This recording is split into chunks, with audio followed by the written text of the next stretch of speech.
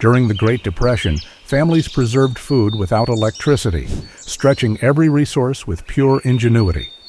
Today, those same methods still hold power, and we're bringing back 20 of them. Lacto-Fermentation, harnessing good bacteria. How about a preservation method that makes your harvested vegetables even richer and more flavorful? Sounds like a hoax, right? Well, that, in all its glory, is Lacto-Fermentation, a food preservation hack that not only kept families fed, but also very healthy through the toughest times. And the best part, it can still be very beneficial today. All you need are large stoneware crocks. Firstly, prepare the vegetables. Then, submerge veggies in a salt brine. The salt inhibits the growth of many undesirable bacteria while enabling a favorable environment for lactic acid bacteria. Finally, wait for the funk. You can ferment at room temperature for days to weeks, tasting occasionally. When tangy, move to cold storage. This way, families back then preserved their vegetables cheaply, enhanced their digestibility, and added flavor variety using just salt and water. Simple, energy-free, and above all, highly resourceful. Ash storage. How about a little science fact? Did you know that rot hates alkaline? Yeah, you probably didn't know that, but guess who did? Your ancestors. When root cellars failed and pantries warmed, ash became that dirt-cheap, zero-energy barrier between scarcity and survival. And here's how. The science is brutally simple. Ash is alkaline, and alkaline annihilates bacteria and fungi, creating a sterile, dry microenvironment that blocks out light, oxygen, and moisture, rot's trinity of destruction. So, they'd start by drying the food completely, layer them in crates with cool wood ash, then bury these crates completely, and lastly, store in a dark, cool spot. Basement corner, shed, you pick. Wax sealing. Your fridge wages an energy-guzzling war on decay, a battle it could still possibly lose. However, something as basic as wax declares silent victory through biochemistry. What do you know about wax sealing? When Depression-era families couldn't afford food preservation tech, they instead stole it from beehives and candle stubs. Cheese, butter, eggs once dunked in molten wax laughed at heat, humidity, and rot. And the science behind it is simple. Wax blocks oxygen, in turn suffocating mold and bacteria. So here's what they did. They prepared their foods, everything from hard cheeses to whole fruits to even cooked eggs. Melted some wax, dipped the food in it, rotating them for even coating. Afterwards, they waited for them to cool, then stored them in a cellar. This simple, rudimentary preservation method guaranteed their foods up to 6 months shelf life. Still think your ancestors lost the battle against rot? Well, think again. Smoking. Here's the thing. Your great-grandparents didn't smoke brisket as some hipster 4th of July tradition. For them, believe it or not, it was about survival. They weaponized fire and sawdust because hunger wasn't going to wait for refrigeration. In the 1930s, up to 90% of rural homes lacked electricity. Ice deliveries were unaffordable. Meat went bad in days with protein scarcity threatening families. The solution? Smokehouses. Farmers transformed scrap wood and garden herbs into preservation powerhouses. They'd cold smoke for salmon, cheese, and eggs, preserving them for months. They'd also hot smoke pork, beef, and game, preserving them for months as well. Smoking pulled all that moisture out, starving bacteria, and even today, you can turn that simple 4th of July tradition into a great way to preserve your food. Your secret weapon against blackouts, grocery inflation, and flavorless meals. Rendering lard and tallow. When our great-grandparents cut an animal for meat, they made sure to utilize every single part of that animal. They couldn't buy fancy ghee whenever they wanted to. Instead, families would boil pig fat in a cast-iron cauldron. Pork fat and beef suet were rendered into pure cooking fat and crispy cracklings, essential for baking, cooking, and even soap and candle making. The best part is, lard and tallow are basically edible armor, capable of outlasting winter. This was their secret weapon, and it could be yours too. Families then would chop or ground fat scraps, then toss them into heavy pots and render slowly over low heat. Finally, the liquid fat was carefully strained through cloth into sterilized jars or crocks and stored in cool, dark cellars or pantries. Properly rendered and stored fat has very low water content, inhibiting microbial growth. Today, you can create superior natural cooking fats for flaky pastry, deep frying, and sautéing right at home. Zero waste and shelf-stable. Potting. Seal, suffocate, survive. During the Great Depression, families had to get clever to keep their meat and fish from spoiling, especially without refrigeration. One of the most effective methods? Potting. It works like this. First, cook the meat or fish. Cooking kills off most pathogens right out of the gate. Then, tightly pack the cooked pieces into a clean crock or jar and cover them with a thick layer of rendered fat, ideally lard, tallow, or clarified butter. See? Told you that lard would come in handy. That fat forms an anaerobic seal, cutting off oxygen and slowing down spoilage by blocking airborne bacteria and mold. It wasn't for long-term storage, but it was a reliable, short-term solution that helped families stretch every last scrap without a fridge. Now here's the beauty of it. This didn't just preserve meat, it transformed it. Leftover cooked beef, pork, or fish could be finely minced or pounded, seasoned generously, potted and sealed under fat to become rich, spreadable delicacies. Think of it as Depression-era pâté. Heads up though, this method doesn't eliminate the risk of botulism over long periods, so it's best for cool cellar storage and short-term use. Still, back then, it was a lifeline, and a tasty one at that. Sun drying, the original dehydrator. Now, let's talk about the original solar power. And no, we don't mean the panels on your rooftops. We mean your great-grandmother's clothesline strung with fruits baking out under the sun. Sun drying was the ultimate Depression-era big flavor preservation hack. No fridge? No problem. Just harnessing pure, free, fiery star power. And today, it's still one of the tastiest ways to preserve summer's sweetness. Back then, families would wash and prepare the food, peel them if necessary, and remove pits and stems. Then, they'd slice them up thinly and uniformly. Afterwards, they arranged each fruit slice properly without any touching, covered them with a cheesecloth, and finally placed them under the sun. When the sun went down or humidity rose, they brought them indoors. In 2 to 5 days, they'd have successfully sun-dried your food. It's that easy. So, what are you waiting for? Slap on some sunscreen, grab that basket of peaches, and let the oldest food hack in human history do its thing. Burying in sand. What if I told you something as basic as burying your food is able to preserve it for months? The original geothermal sarcophagus. Your great-grandparents would bury their vegetables like treasure and just let Earth's belly do the preservation. Sounds made up, right? And you're wondering, why does sand dominate decay? Well, let's find out. For one, oxygen deprivation does all the work. Buried deep, Depression-era families were able to suffocate bacteria. Also, the total blackout down there halts sprouting. And finally, moisture control. Sand absorbs excess moisture from the vegetables and the surrounding environment, preventing them from becoming too wet, which can lead to rot. All these coming together means your sand-stored carrots will stay 95% fresh after 6 whole months. Potatoes slept in sandy graves for 8 months without sprouting. Cabbages nested like fossils in dune coffins. And your ancestors made it through some really dark times thanks to this. Salt curing. Now, let's talk about the original protein hack. That is, before shelf-stable meant plastic-wrapped and overpriced. Our great-grandparents had a preservation method for just precious meats, one that involved burying a slab of pork under a mountain of salt. This is salt curing. Time for a little science lesson. Salt draws moisture out of meat through osmosis, creating an environment too dry for most spoilage bacteria.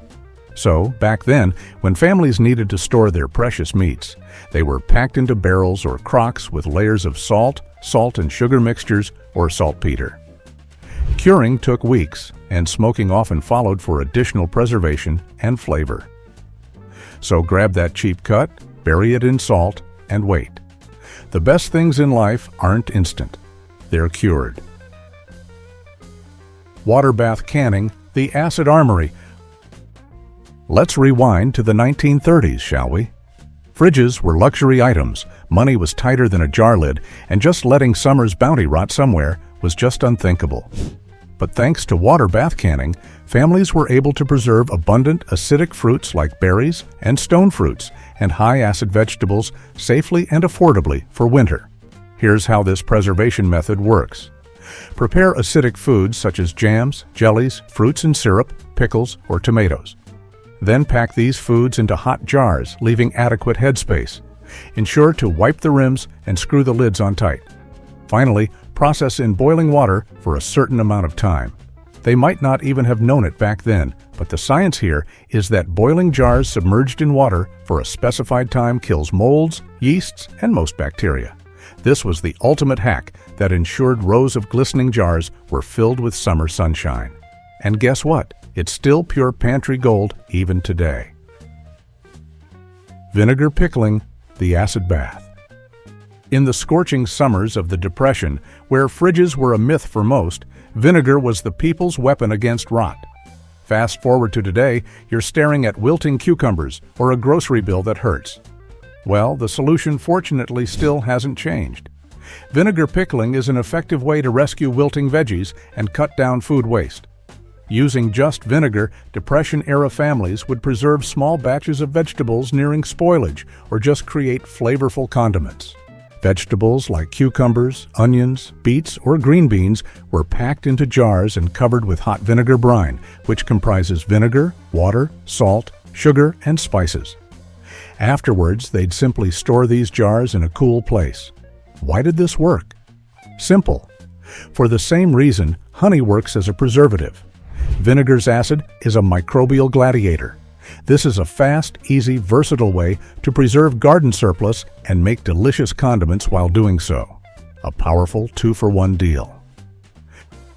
Wind drying. You've seen the sun work its preservation magic. Well, what about the wind? Your ancestors were able to use just air in constant motion to fight decay. What do you know about the powerful science of moving air in food preservation? For starters, wind accelerates evaporation, which means bacteria and fungi can't thrive. Plus, constant airflow means no mold footholds. And the cherry on top of this science pie, low temperatures preserve nutrients and color. So, while your ancestors lacked electricity, they took advantage of the sky's kinetic energy. String beans rattled on porches like edible wind chimes. Herbs danced in mesh cages hung from rafters. Chilies swung in barn lofts where drafts ran constant. The outcome? The power to defy decay. What do you say? Take your herbs out now and let the wind do its thing. Pressure canning. With water bath canning, acidity is non-negotiable. Low-acid foods were a no-go, however, so families devised a preservation method that would allow nutrient-dense, low-acid foods to thrive. When it was time to save meats, soups, stews, and greens, they used pressure canning. For this method, families had these cast-iron canners with hissing gauges and rattling weights. One wobble in pressure and an entire season's harvest could disappear just like that. Poof! They'd pack raw or cooked food into jars, leaving adequate headspace, often more than what is required for water bath canning. Then, they'd wipe the rims clean and seal the lids. Afterwards, these jars would be placed into these heirloom canners with 2 to 3 inches of water. They'd leave it to vent steam for up to 10 minutes before placing the weight or closing the valve. Now it was time for the canner to work its magic. They'd bring it to the required pressure, which varies depending on altitude.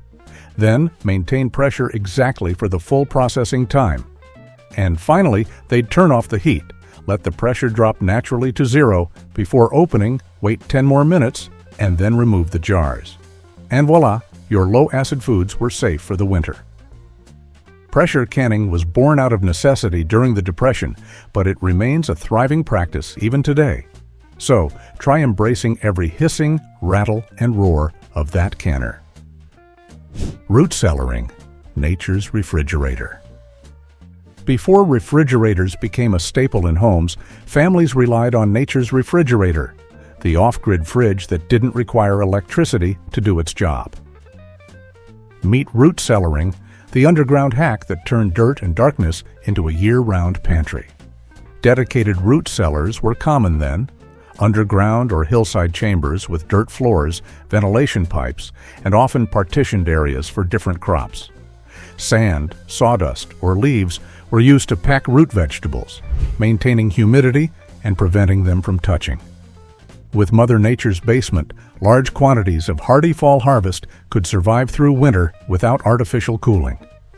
Today, this age-old practice is still a brilliant, low-tech, energy-free method of preserving flavor and texture beautifully.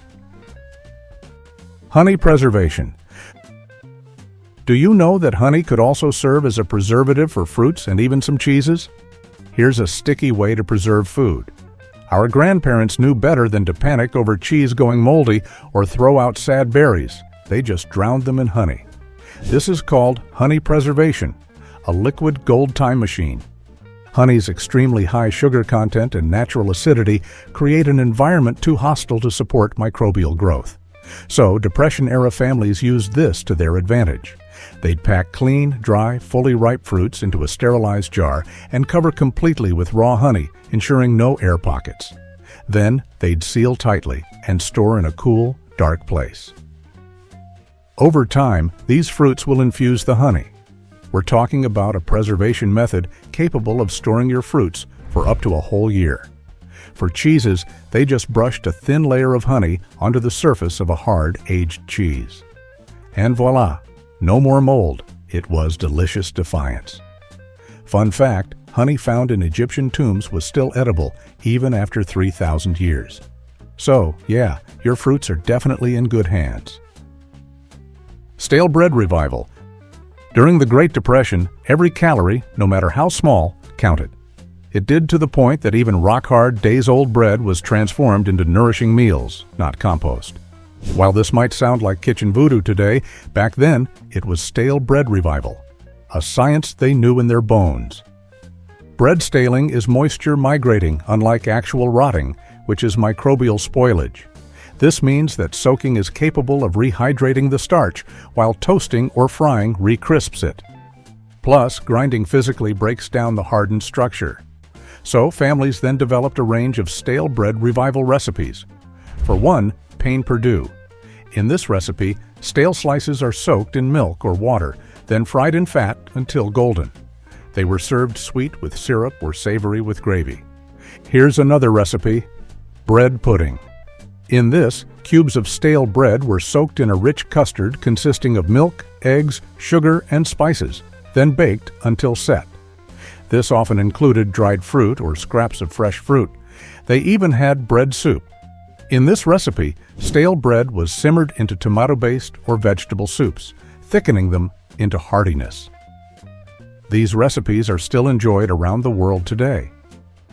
Reviving stale bread isn't just some Depression-era practice, it's creativity under pressure. The Icebox. Do you know that the world had refrigerators even before they were invented? Hard to believe, right? Well then, you've probably never heard of the humble icebox, a precursor to the modern refrigerator that kept food fresh without the luxury of electricity. In a time when every penny counted, the icebox proved to be a reliable and cost-effective way to preserve perishables. But here's the thing, this old-school technique can still work like a charm in modern times. The icebox uses a simple yet effective principle, insulation and ice. You'd store blocks of ice, usually delivered right to your doorstep by an iceman, in a well-insulated box, and the cold air would keep your food and drinks fresh for a surprisingly long time.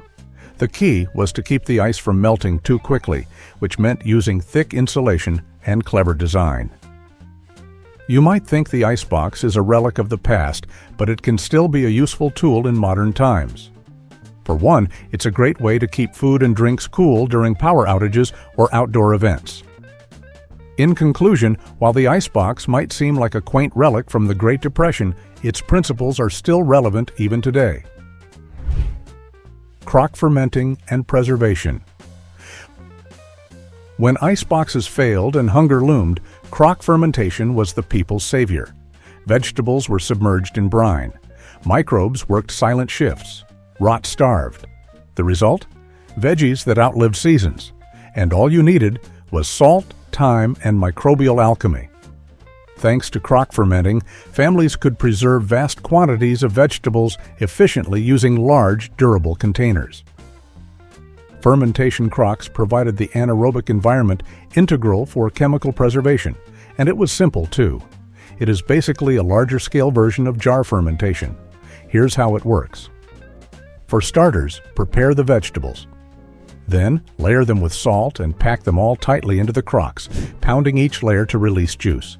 Ensure the brine covers the veggies by at least 2 inches, but not fully submerging, just enough to create a moat. Cover with the lid or cloth secured with a rubber band. Then, leave it to ferment for up to 3 to 6 weeks. Finally, move to cold storage when tangy, and your vegetables are ready to live however long you'd want. It's important to note, though, that sanitation and temperature are paramount. Your ancestors didn't have much of a choice. Well, you do. And yep, you can choose crock fermentation even today. Water glassing eggs. Do you know that there's a preservation method that guarantees the safety of the abundance of spring and summer eggs from your backyard flocks without the need for refrigeration? Depression-era families, surprisingly, had a preservation method for everything, even eggs. And here's how it worked. Fresh eggs, carefully handled to avoid cracks, and most importantly, never washed, were packed point down in clean stoneware crocks or glazed pottery. A sodium silicate solution, also called water glass, was then poured over the eggs to cover them by at least 2 inches. The crock would then be sealed and stored in a consistently cool root cellar, and voila, your summer eggs can now make it through to winter. Now, here's the science behind this unbelievable preservation technique. Water glass solution creates an alkaline environment and coats the eggshell, sealing its pores. This prevents air loss and bacterial access, significantly slowing internal degradation. A key detail to note, though, is that freshness and the intact bloom are non-negotiable. Potato clamps. Back then, the go-to preservation method for large quantities of potatoes was root cellaring, and it worked like a charm. But what happens when you don't have a root cellar or you've run out of space? Say hello to potato clamps, another way of storing potatoes through winter by protecting them from freezing and light, which causes greening. These are essentially piles of potatoes covered with soil and straw, offering a simple yet effective way to preserve a large harvest. Here's how it works. Potatoes are placed on a bed of straw in a shallow pit or just on the ground. It's important you find a well-drained, slightly elevated spot. A thick layer of straw is placed over the potatoes, providing insulation against temperature fluctuations and frost. Another layer of soil is added on top of the straw, which serves as a barrier against sunlight and rain, and also helps to maintain a consistent temperature. Finally, a ventilation hole is created by leaving a clump of straw or a pipe protruding from the top of the clamp, allowing for air circulation and preventing the buildup of moisture. And that, green-thumbed enthusiasts, is how potato clamps are made. What's more, it's not only for potatoes.